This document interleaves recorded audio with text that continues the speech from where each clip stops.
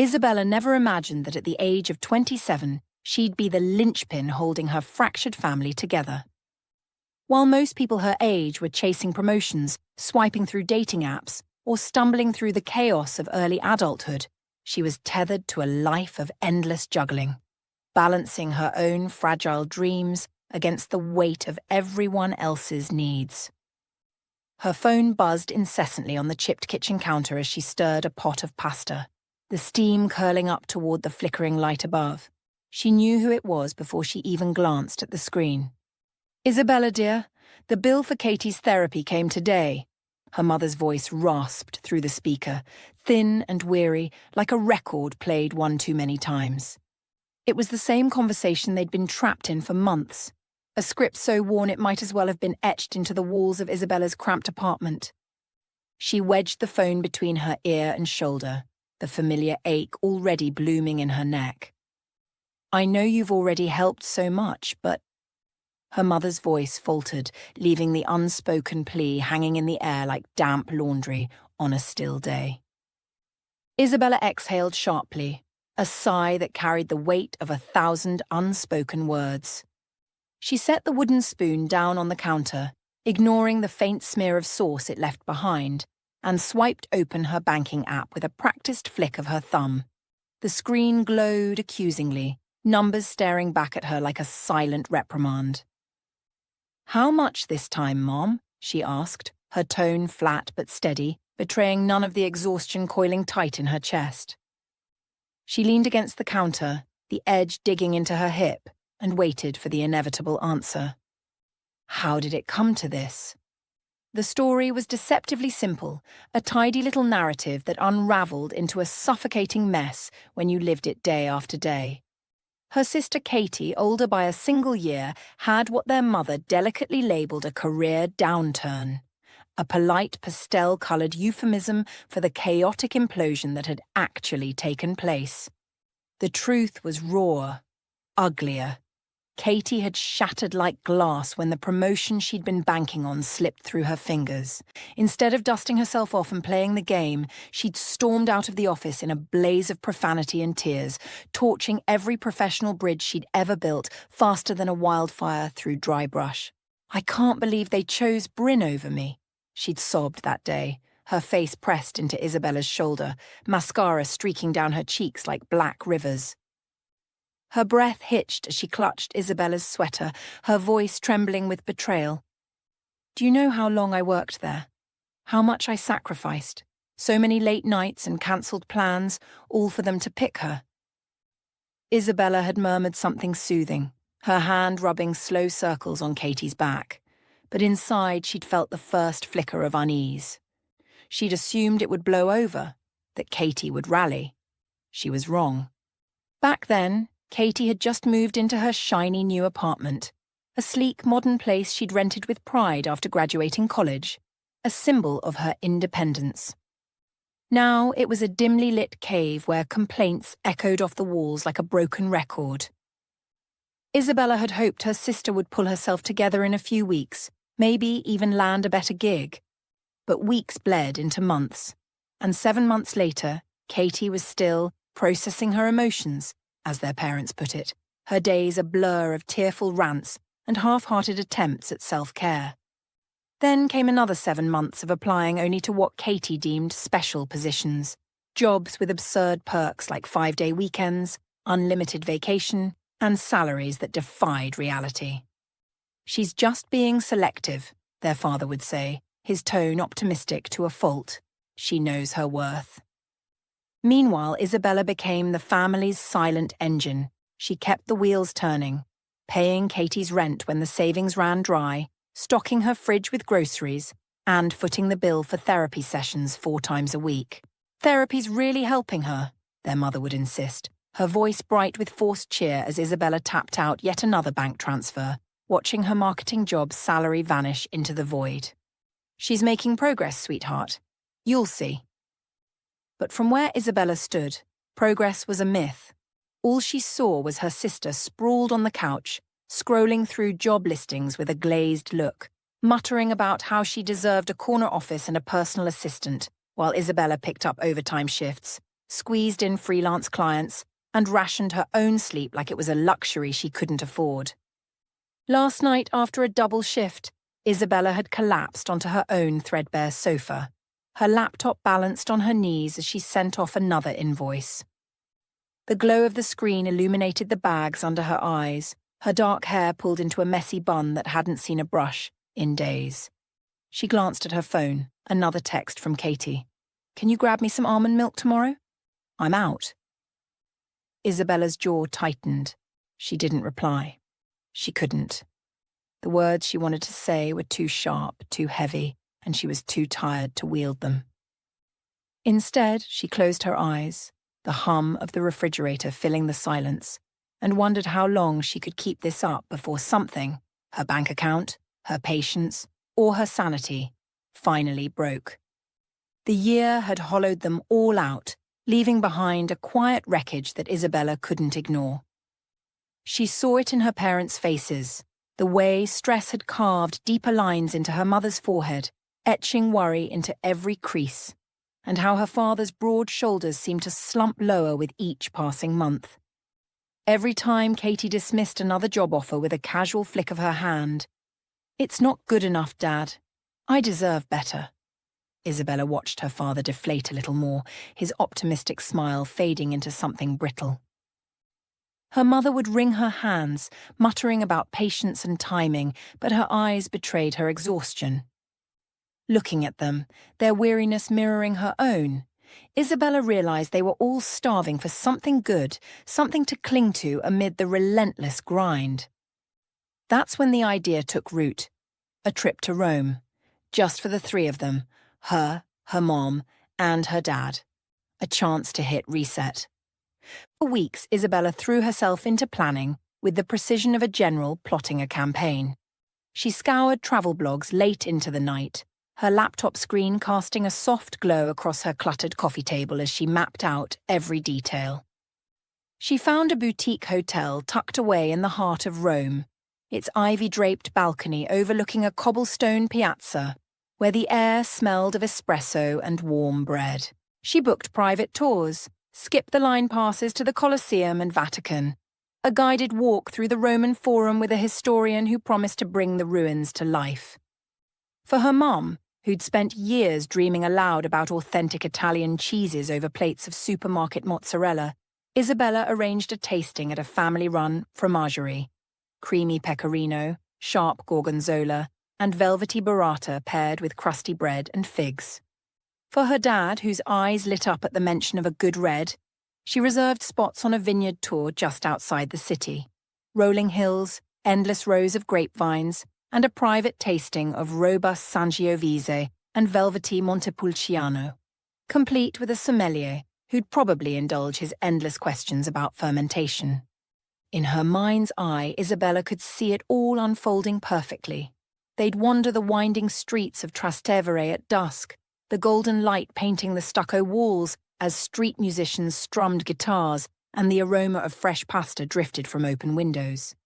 She pictured her mom laughing over a glass of Prosecco at a cozy cafe, her worry lines softening as she savoured a bite of cacio e pepe.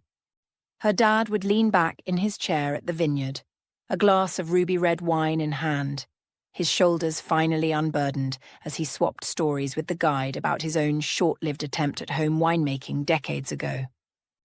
Isabella imagined herself between them, breathing easier for once the weight of Bill's and Katie's endless spiral left behind in the Roman air.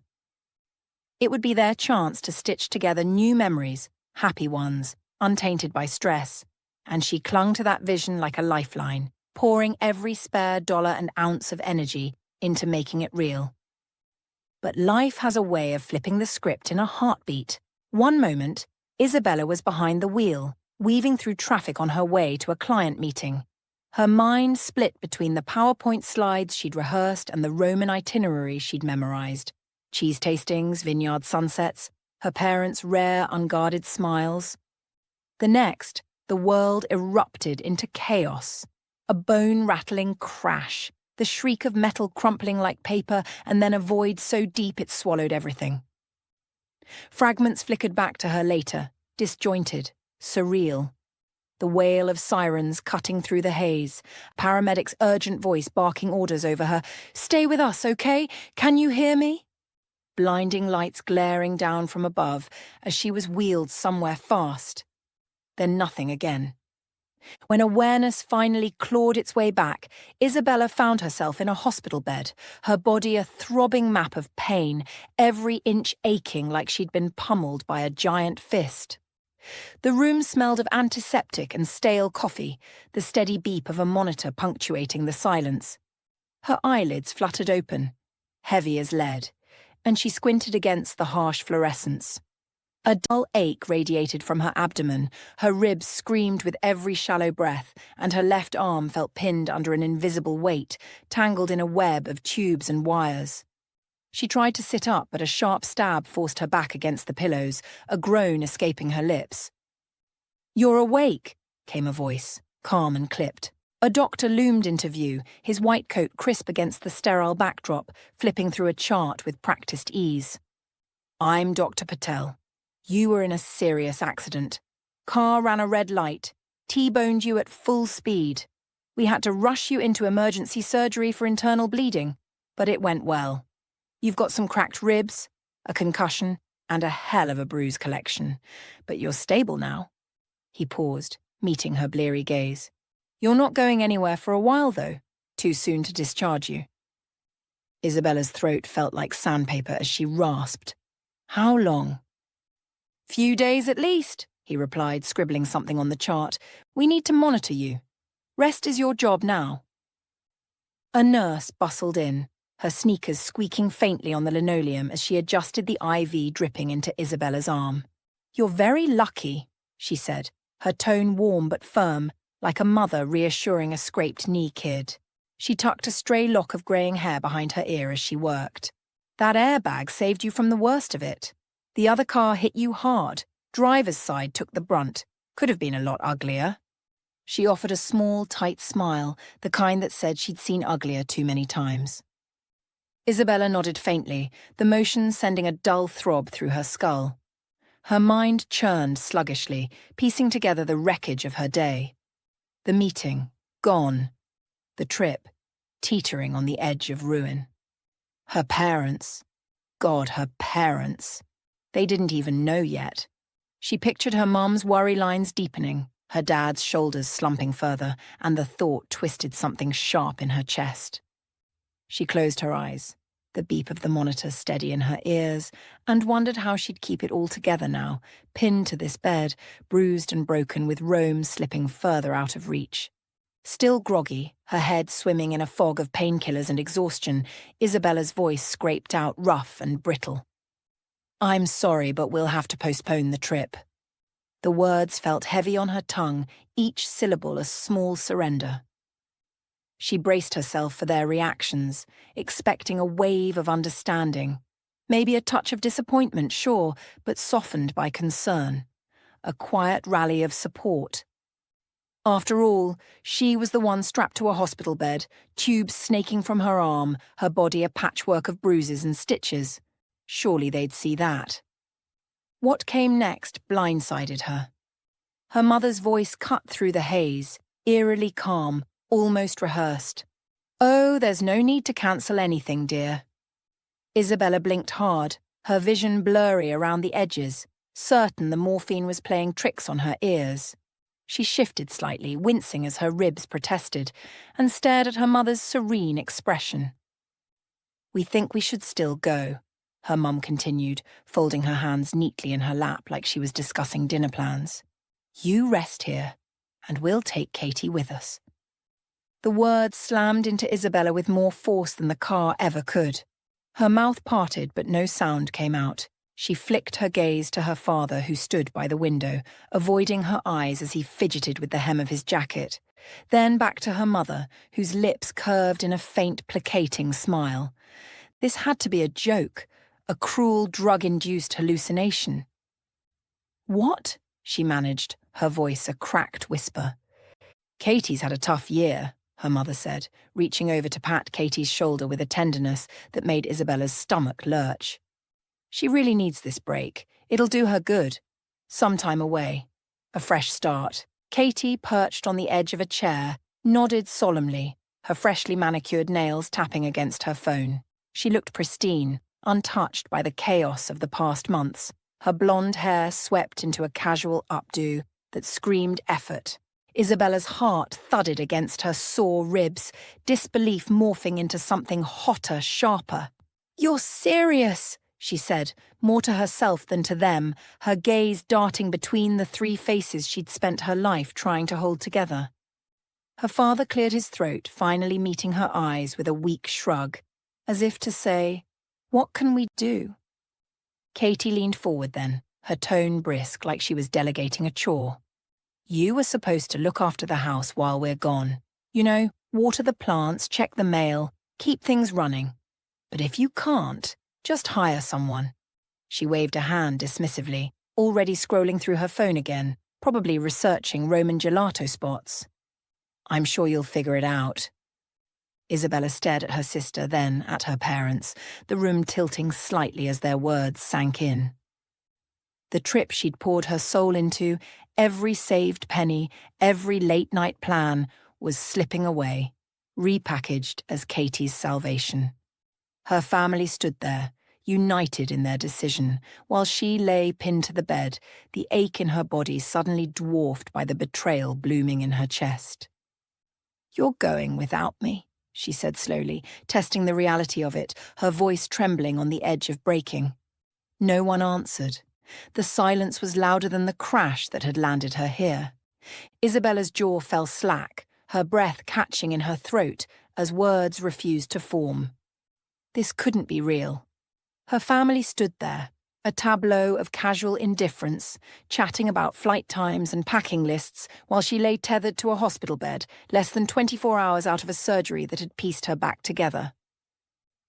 Her mother adjusted her purse strap with a faint hum. Her father jingled his car keys, and Katie scrolled through her phone, muttering about needing a new swimsuit. Then, as if it were the most natural thing in the world, they turned to leave. Her mom tossed a breezy, "Get some rest, dear," over her shoulder. Her dad offered a half-hearted wave, and Katie didn't even look up. The door clicked shut behind them, their footsteps fading down the hall, leaving Isabella alone with the relentless beep of the heart monitor and a truth so sharp it cut deeper than any scalpel. They'd abandoned her for the trip she'd dreamed up, planned down to the last detail, and paid for with every spare dime. She lay there motionless, staring at the cracked ceiling tiles as the minutes bled into hours. The sterile white walls seemed to close in, the air thick with the sting of antiseptic and betrayal. The painkillers dulled the throbbing in her ribs, the ache in her stitched-up abdomen, but they couldn't touch the hollow burn blooming in her chest, an ache that had nothing to do with the crash. Her mind replayed the scene on a loop. Her mother's calm insistence, her father's averted gaze, Katie's flippant dismissal. They hadn't even paused to reconsider. No hesitation, no guilt, just a quick goodbye and out the door, off to Rome without her. "They didn't even ask how I was," she whispered to the empty room, her voice barely audible, trembling against the steady rhythm of the monitor. Not about the surgery that had yanked her back from the brink. Not about the accident that had crumpled her car and her plans. Not about the pain radiating through her body or the fog clouding her head. Nothing. She'd been reduced to a footnote, a loose end to tie up while they jetted off to sip wine and nibble cheese on her dime. Her fingers curled into the stiff hospital sheets, knuckles whitening as the realization settled like lead in her gut. The family she'd spent years holding together didn't just take her for granted. They didn't even see her. Not really. The beep of the monitor ticked on, a metronome to her unraveling, as she lay there, alone, wondering how she'd ever trusted them to care. A nurse breezed by the room for the third time that hour, her sneakers squeaking softly against the linoleum. She paused in the doorway, her brow furrowing as she glanced at the monitor, its screen flashing a jagged spike in Isabella's pulse. "Is everything okay, dear?" she asked, stepping closer, her voice gentle but laced with concern. "Your vitals are a bit elevated." Isabella's eyes flicked up from the ceiling she'd been staring at, her throat dry as she swallowed. "My phone," she croaked, the thought hitting her like a jolt. "Could you bring it to me? It should be with my things." Her voice trembled slightly, but she masked it with a weak nod. The nurse hesitated, then offered a small, reassuring smile. "Of course. Give me a minute." She disappeared down the hall, returning a few minutes later with a clear plastic bag labelled with Isabella's name in smudged marker. Inside were her keys, a cracked wallet and, thankfully, her phone, its screen unmarred. Isabella's hands shook as she fished it out, the cold metal grounding her for a fleeting second. She pressed the power button, half expecting it to be dead, and relief washed over her when it hummed to life. The lock screen flared up. An old Christmas photo, her younger self sandwiched between her parents, all grins and tacky sweaters. Her stomach twisted. With a few quick swipes, she banished it, replacing it with a bland default background, a grey gradient, impersonal and cold. "At least something survived the crash," she muttered under her breath, her thumb hovering over the app icons. She opened her email, scrolling until she found the folder labelled Rome Trip. There it was, every painstaking detail she'd poured herself into. Hotel confirmations, tour bookings, itineraries she'd crafted with love and late-night precision. She stared at it, the glow of the screen casting harsh shadows across her bruised face. "Well," she said to herself, her voice low and edged with something steely, "if they see me as a travel agent rather than a daughter, I'll act like a travel agent." Her fingers hovered over the first email, then descended with purpose. She started cancelling everything. First went the hotel, a boutique gem with a balcony overlooking the Colosseum. A few clicks, a curt cancel reservation button, and the luxurious room vanished from their future. Next, the tours. Her mum's cheese tasting, the one she'd pictured her raving about over pecorino and prosecco. Cancelled. Her dad's vineyard excursion, complete with rolling hills and that rich Montepulciano he'd have savoured. Erased. The private Vatican guide, the sunset cruise on the Tiber, the skip-the-line Colosseum tickets, all snuffed out with ruthless efficiency, one tap at a time. Each cancellation sent a ripple through her, sadness, sharp and fleeting, because she'd dreamed of standing beside them in those moments, soaking in their rare joy. But beneath it surged something else, not quite satisfaction, but a cold, quiet justice, a reclaiming of what they'd trampled. They'd treated her accident like a minor hiccup, a scheduling conflict to shrug off. They'd taken Katie, who hadn't chipped in a cent in over a year, who'd leeched off Isabella's sacrifices without a second thought, on a trip Isabella had funded with her overtime and frayed nerves while she lay here stitched up and discarded. Her lips pressed into a thin line as she scrolled to the final blow, their return flights. She lingered for a moment, imagining their faces, her mom's flustered panic, her dad's sheepish confusion, Katie's indignant huff, when they realized they were stranded in Rome, no easy way back. Her finger tapped cancel, and the confirmation pinged into her inbox. Done. She set the phone down on the blanket, her hands still trembling, and leaned back against the pillows. The monitor beeped steadily beside her, a faint echo of her pulse slowing as she stared into the dim room, wondering how long it'd take them to notice, and what they'd do when they did. When it was all over, Isabella silenced her phone with a decisive swipe, flipped it face down on the chipped bedside table, and let her eyes drift shut. The storm was coming. She'd lit the fuse, and soon they'd feel the blast. Maybe somewhere over the Atlantic, cruising at 30,000 feet, they'd start to grasp that actions ripple, even through the tangled bonds of family. Maybe touching down in Rome, jet-lagged, smug, and expecting her meticulously planned escape, only to find no hotel, no tours, no tickets, would hammer it home. She pictured her mum's tight-lipped frown, her dad's awkward shuffle, Katie's theatrical meltdown. The image settled over her like a thin blanket, not warm, but steadying. She exhaled, slow and shallow, and waited. The first message buzzed at 3:25 a.m., a faint tremor against the table. They must have just landed bleary-eyed and dragging suitcases, strutting up to the hotel desk, only to hear, "We have no reservation under that name." Despite the dull throb in her ribs, Isabella's lips twitched into a small, private smile, a flicker of triumph cutting through the haze of painkillers. By breakfast, the tally climbed, 15 missed calls lighting up her screen like a distress signal.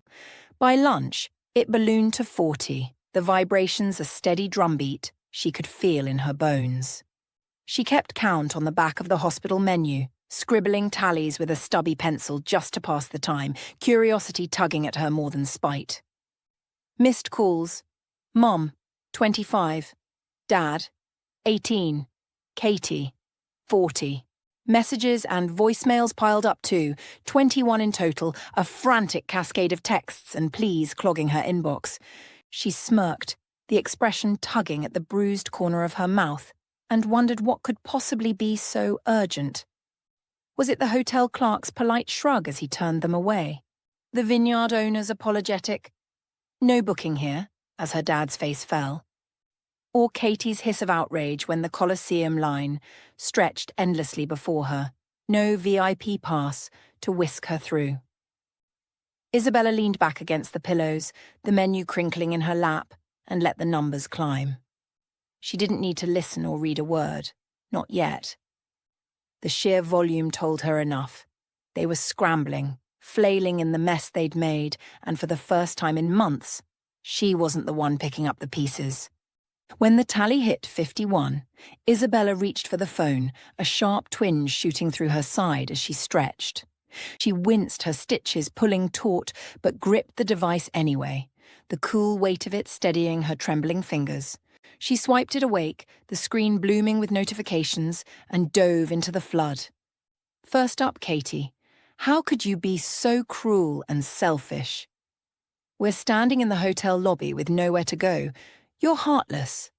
The words dripped with venom, each tap of Katie's perfectly manicured fingers a jab at Isabella's resolve. She scrolled down to her mom's message, longer and laced with that familiar guilt trip tone. "Isabella, I'm so disappointed in you. This is not how you treat family. We've never done anything like this to each other. I don't understand why you're doing this to us, your parents." Isabella stared at the screen, shaking her head slowly, a bitter laugh bubbling up despite the stab it sent through her stitches. "We've never done anything like this to each other." "Really?" she muttered to the empty room, her voice hoarse but biting. "How about leaving your injured daughter in the hospital for a vacation she paid for? How's that for family?" Her dad's messages were shorter, blunt, and predictably demanding. "Fix this. Your mum is crying." Then another. "The hotel won't check us in. Where are our tours?" Followed by a rapid-fire string as the panic set in. "What do you mean you cancelled the return tickets? Answer right now." The phone buzzed relentlessly in her hand, new texts piling up faster than she could skim them, Katie's caps-locked rants, her mum's pleas layered with reproach, her dad's clipped orders. She pictured them clustered in the hotel lobby, suitcases at their feet, her mom dabbing at her eyes with a crumpled tissue. Katie pacing and snapping at anyone in earshot, her dad hovering uselessly with his phone out, as if sheer will could magic up a solution. Isabella's lips pressed into a thin line, the ache in her chest flaring, not from the crash, but from the absurdity of it all. They were clutching their pearls about family now, after strolling out of her hospital room without a backward glance, ready to sip wine and snap selfies on her dime. She set the phone back down, still buzzing like an angry hornet, and leaned into the pillows. Let it ring. Let them stew. For once, she wasn't rushing to fix anything. Isabella was midway through reading a particularly venomous message from Katie. "You've ruined everything, you spiteful little witch. How dare you leave us stranded like this?" When the door swung open, Dr. Olivier stepped in, his tall frame filling the doorway, his usually composed face etched with a seriousness that made her stomach tighten. "Miss Wilson," he began, his tone clipped. "Your phone has been ringing non-stop for hours. This is a hospital. We need quiet for our patients, including you." Heat flooded Isabella's cheeks, a flush of embarrassment creeping up her neck. "I'm sorry, doctor," she stammered, clutching the phone like a guilty child caught mid-mischief. "It's just—" The words tumbled out before she could stop them, a torrent of pent-up frustration and hurt spilling over. She told him everything: the crash that had landed her here, the Rome trip she'd poured her heart and savings into, her family's breezy betrayal as they left her bedside for a vacation she'd funded, and how she'd yanked it all away with a few vengeful taps. Her voice cracked as she finished. "And now they're blowing up my phone because they're mad I cancelled it." Dr. Olivier listened, arms crossed, his dark eyes steady on her. His expression shifted as she spoke, hardening from mild irritation to something deeper, a quiet storm brewing behind his furrowed brow. The phone buzzed again, shrill and insistent, her mom's number flashing on the screen.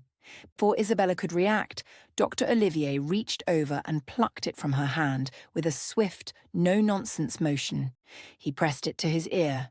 "Hello, this is Dr. Olivier from Memorial Hospital," he said, his voice calm but edged with steel. "I'm asking you to stop calling. Your daughter needs rest. She has another surgery ahead." Isabella could hear her mother's voice erupt through the speaker, sharp and piercing even from across the room.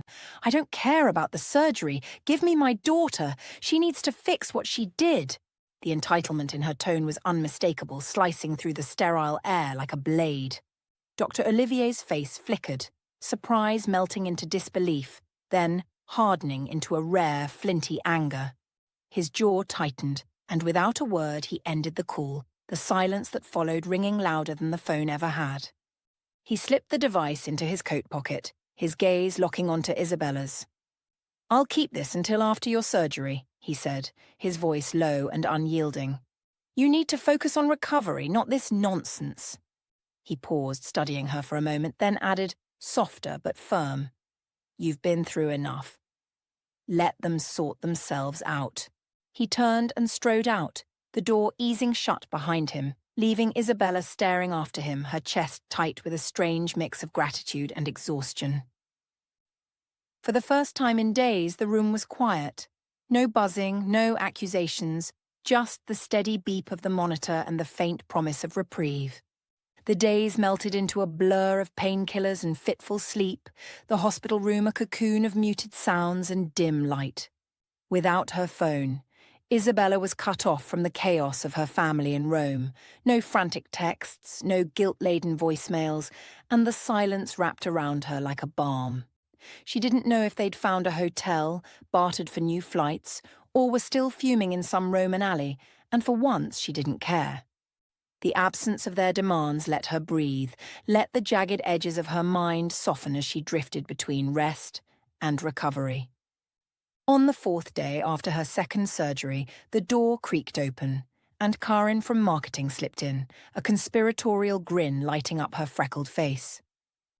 "Brought you some real coffee," she whispered, holding up a steaming cup like a trophy. The rich, earthy aroma hit Isabella instantly, a stark upgrade from the hospital's watery brew.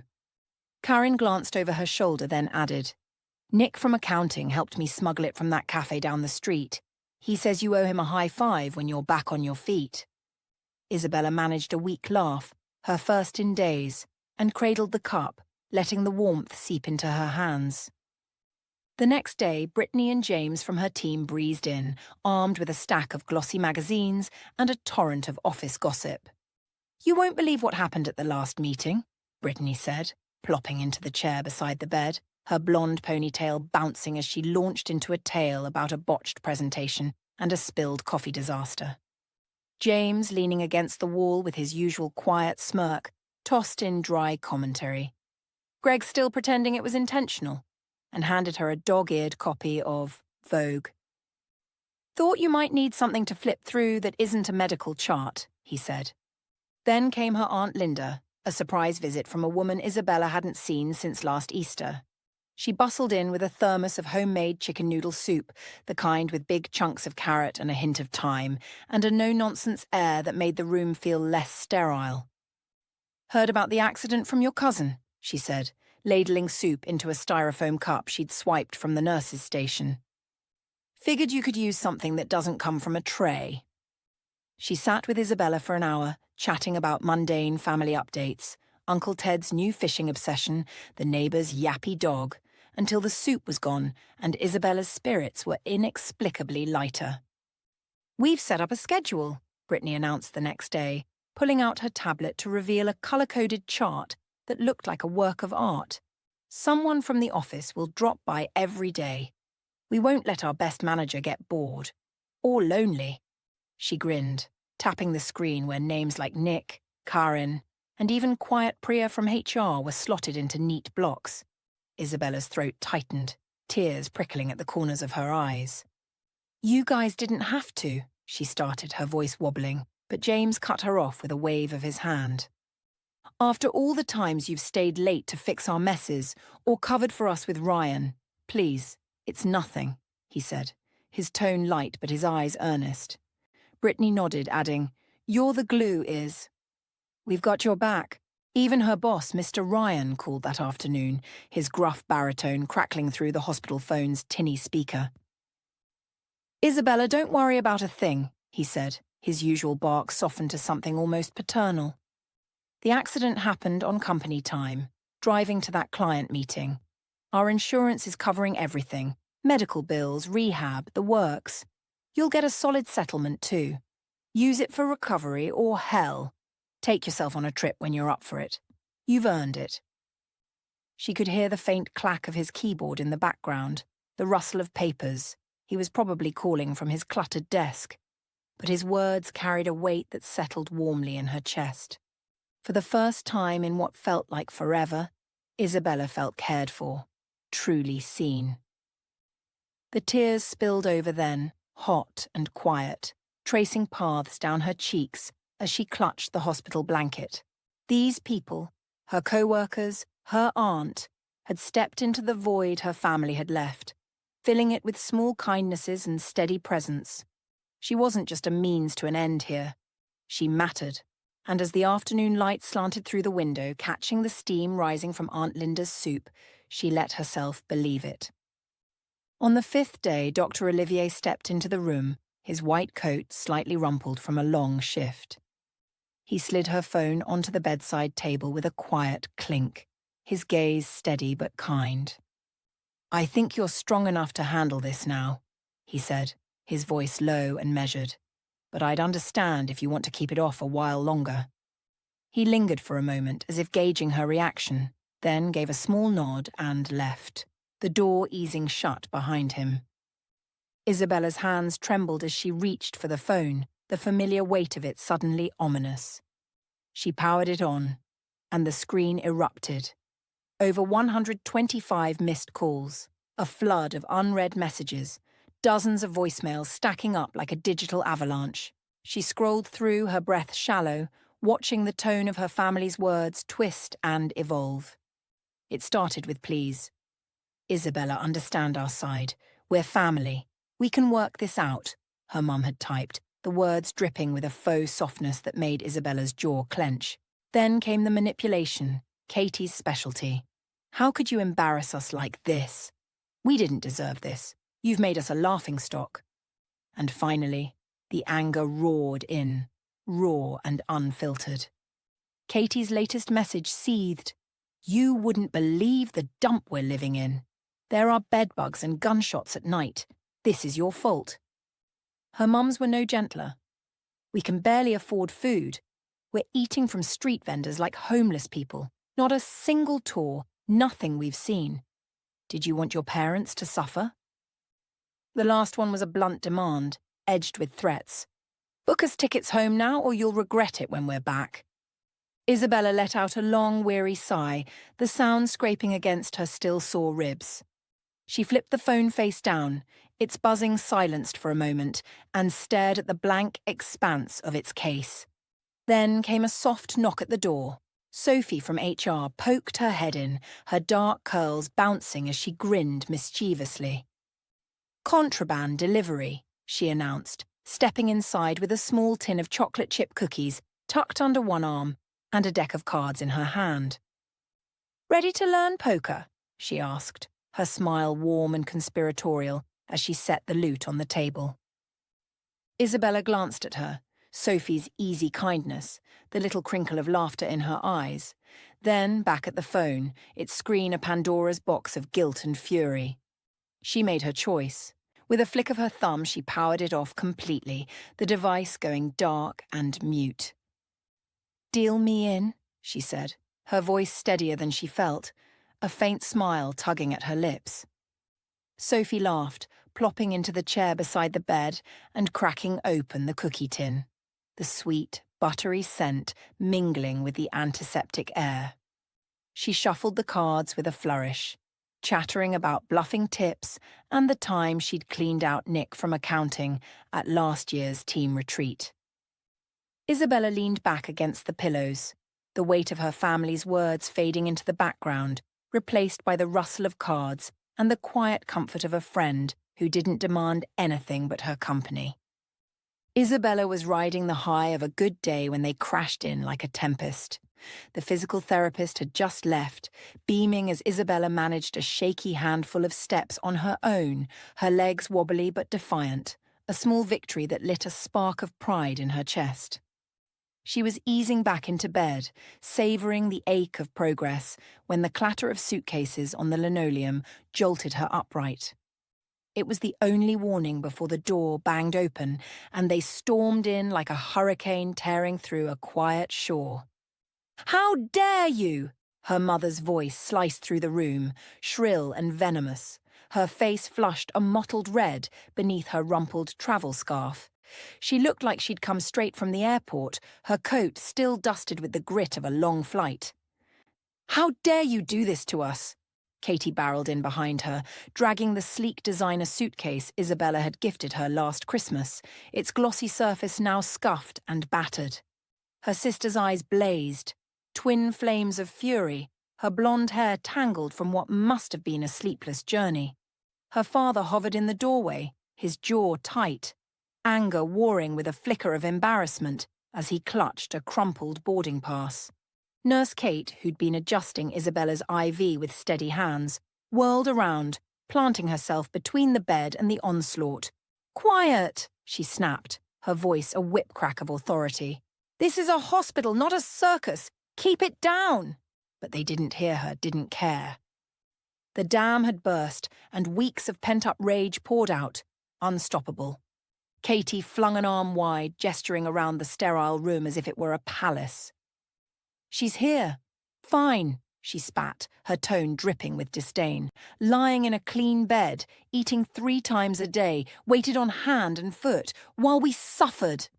She yanked her suitcase closer, the wheels screeching against the floor, and glared at Isabella like she'd orchestrated some grand betrayal from her hospital cot. Her mother stepped forward, trembling with indignation, her voice rising again. "We were stranded, Isabella, stranded. No hotel, no tours, no way home. Do you have any idea what we've been through because of you?" Her father finally shuffled in, his eyes darting between his wife and daughter, settling on Isabella with a look that was half accusation, half shame. "You could have fixed it," he muttered, his voice low but edged. "One call, and we wouldn't have been stuck in that hellhole."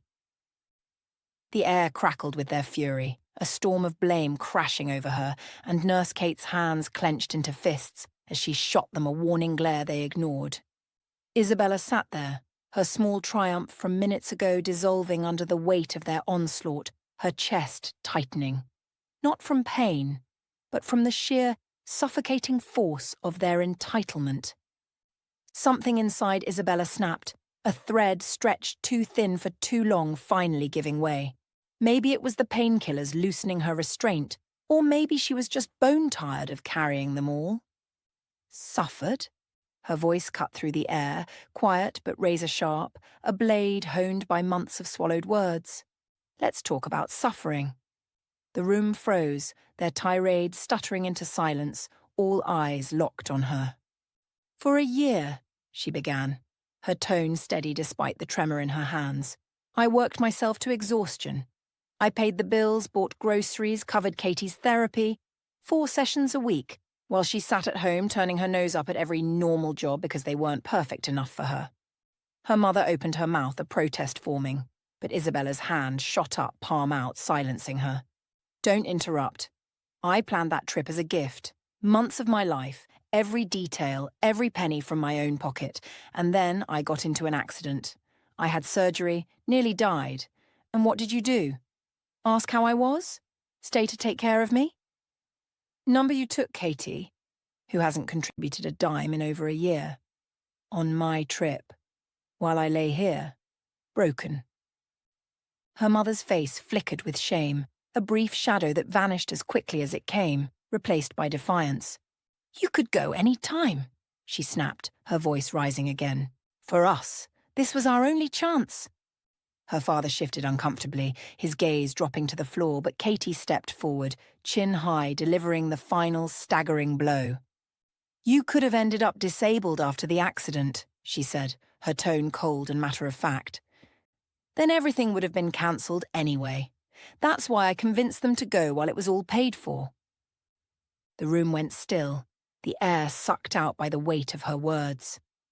Even her mother faltered, her mouth parting in shock, a rare crack in her armour. Isabella's fingers trembled as they hovered over the call button, then pressed it hard, her decision made. Security, she said into the speaker, her voice calm but unyielding. Please escort 4 people out of my room and add them to the banned visitor list. Isabella, don't you dare! Her mother started, her face twisting with fury, but it was too late. The door swung open and 3 security guards stepped in, their broad frames filling the space. The patient is recovering from surgery, the lead guard said, his tone firm and final, holding up a hand to halt their protests. I'll ask you to leave. Now. Isabella watched as they were herded out, her mother's voice rising into angry shouts that echoed down the corridor, shrill and indignant. Her father's silence a heavy retreating shadow. Katie's protests fading into a petulant whine as she dragged her suitcase behind her. The guard's footsteps receded, the door clicked shut, and the room settled into a quiet so profound it hummed in her ears. She leaned back against the pillows, her chest rising and falling with slow, deliberate breaths. The weight of them finally lifted, if only for now. The next day, Isabella did what she should have done months, maybe years ago. She opened her phone, fingers steady now, and blocked their numbers one by one. Katie's went first, then her mother's. No hesitation. She lingered over her father's, his silence a quiet wound that stung as much as their loud betrayals, but she tapped block anyway, the screen dimming with finality. Then she pulled up her banking app, the familiar interface glowing under her thumb. She cancelled every automatic payment tied to her family. No more transfers for Katie's therapy, no more covering their utilities, no more grocery money bleeding from her account. With each swipe, she felt lighter, as if invisible chains were snapping loose. For the first time in what felt like forever, she drew a full, unshackled breath, the air tasting of freedom. 3 weeks later, she was discharged, her body still tender but her spirit mending. Stepping into her apartment was like crossing into a sanctuary. Her colleagues had been there, Karen, Brittany, James, and the rest, leaving traces of care in every corner. The floors gleamed, the fridge hummed with fresh food, and a vase of sunflowers sat on her kitchen table, their golden heads nodding in quiet welcome. No drama, no manipulation, no demands, just peace, a stillness so rare it felt sacred. She sank into her couch, the cushions soft against her healing frame, and let herself settle. Recovery became her focus. Slow stretches with the physical therapist's exercises, remote work at her own pace, a rhythm shaped by her needs alone, unmarred by family chaos. A month after discharge, her phone buzzed, not with their calls, but with a flurry of messages from relatives and friends. Her mother had taken to Facebook, airing her grievances in a public lament. My daughter abandoned us in our time of need after everything we've done for her. She turned her back on her poor parents. Katie can't find a job. Bills are piling up and Isabella won't answer. The post was a masterstroke of martyrdom, and some friends, clueless to the full story, chimed in with sympathy. How awful to raise an ungrateful daughter. Family is everything. Isabella's thumb hovered over the app, tempted to shut it down and let the noise fade. But then Aunt Mary's reply popped up, bold and unapologetic. "Linda, are you serious?" Mary wrote, her words slicing through the pity party. "You left Isabella in the hospital after an accident for a vacation she paid for, taking Katie instead of supporting your daughter. We know the truth." The comment lit a fuse. Other relatives piled on, cousins, an uncle, even a family friend who'd visited her in the hospital. They recounted how Isabella had propped up her parents for a year, how Katie hadn't lifted a finger, how Isabella had planned the Rome trip down to the last detail, how they'd rallied around her while her parents gallivanted through Europe on her dime. The thread unravelled fast, a cascade of facts drowning her mother's narrative. 3 days later, the post vanished, deleted, but not before screenshots ricocheted through the family chat. A digital boomerang her mother couldn't outrun.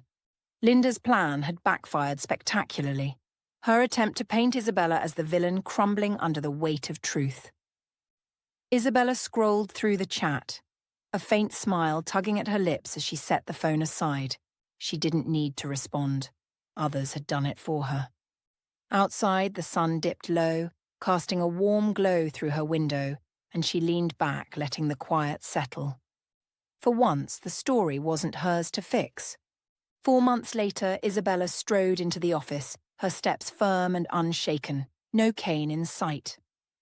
Physical therapy had worked miracles. Her body felt like hers again, stronger even, muscles honed by discipline and time. She'd expected a quiet return, slipping back into routine with a coffee in hand and a stack of emails to tackle.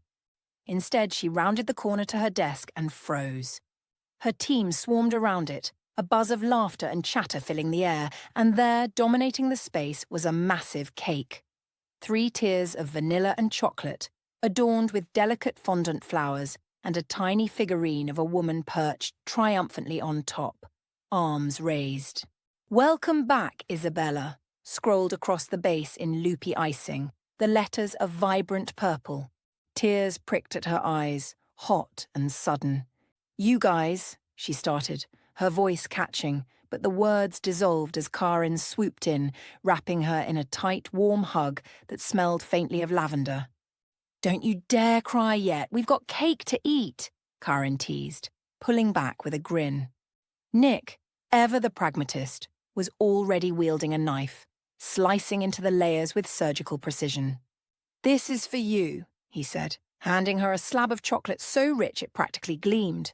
Brittany stepped forward then, her smile sly and knowing, and pressed an envelope into Isabella's hand. "And this too," she said, nodding toward it. "From the insurance company." The room quieted slightly, all eyes on her as she tore it open, the paper crisp under her fingers. She pulled out the letter, scanned the text, and nearly let it slip from her grasp. The settlement amount stared back at her, a string of zeros so staggering it didn't seem real, enough to cover her recovery, her bills, and then some, a windfall born from the accident that had once threatened to break her. "Holy!" she breathed, looking up at her team, their faces alight with shared excitement. Karin whooped, Nick smirked and said, "Told you Ryan wasn't kidding," and Brittany clapped her hands like a kid at a party. Isabella laughed, a full, unrestrained sound that echoed through the office, mingling with the clatter of plates and the chatter of her colleagues, her found family. She set the letter down beside the cake, the weight of the past 4 months falling away, replaced by something sweeter, something hers. That night, Isabella curled up on her couch with a slice of cake, vanilla with a swirl of chocolate frosting, its sweetness lingering on her tongue as she flipped open her laptop. The glow of the screen bathed her in soft light as she pulled up the travel site, her fingers moving with purpose. She found the same hotel in Rome, that boutique gem with the ivy-draped balcony overlooking the Colosseum, and booked it for 4 months out. "Single occupancy," she murmured to herself, a quiet smile tugging at her lips as she clicked confirm. No compromises this time. She added the tours she'd always wanted, a cheese tasting with creamy pecorino and crusty bread, a vineyard guide pouring rich reds under a Tuscan sun, a private stroll through the Vatican's hushed halls, every detail tailored to her, and her alone. Her phone buzzed on the cushion beside her, a familiar intrusion. She glanced at it. Her mother's text, "We miss you," stark and pleading. A voicemail from her father waited, his gruff voice probably laced with guilt she didn't want to hear. Katie had sent flowers last week, gaudy lilies that clashed with everything. Isabella had tossed them in the trash without a second thought. The latest message blinked from an unknown number. "Isabella, it's Mom. Talk to us. We're family." She deleted it with a single swipe, no hesitation, and turned back to her laptop. The confirmations rolled in. Tours, flights, a tidy stack of digital promises. This time they sparked only joy, untainted by anyone else's shadow. She set the laptop aside and drifted to the window, gazing out at the city lights twinkling against the night. 3 months from now, she'd be in Rome, wandering cobblestone streets, sipping espresso in sunlit cafes, etching her own memories into the world, on her terms. The phone buzzed again, another call she didn't need to check. She ignored it, closed the laptop with a soft click, and let a slow, contented smile spread across her face. Opening her gallery, she scrolled through old family photos. Stiff smiles at Christmas posed shots from years past and deleted them one by one, her thumb a quiet executioner. Time for new pictures, new adventures. The lesson had carved itself into her, hard-won and clear. The family you choose, friends, colleagues, good people who show up with cake and coffee, means more than the one you're born into. She'd learned it through bruises and betrayal, but now, plotting her solo journey, she knew she'd never forget. The city hummed below, alive with possibility, and for the first time, so did she.